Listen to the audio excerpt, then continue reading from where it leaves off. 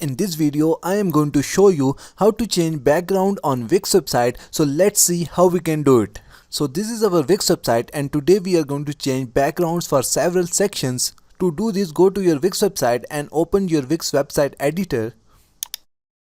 We want to change the background of this contact section. So we are going to select this section. After that, you can click on change strip background from here or just right click on it and then click on change strip background. So here we have several options for the background. You can choose colors for your background, you can choose your own images for your background, or you can add a video for your background.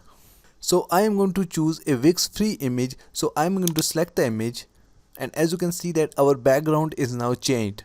You can also do the settings for your background. From the top, just click on settings and here you have several settings for your background. Like you can add an overlay pattern, you can change its opacity, you can change the color behind it, or you can change the position of your video.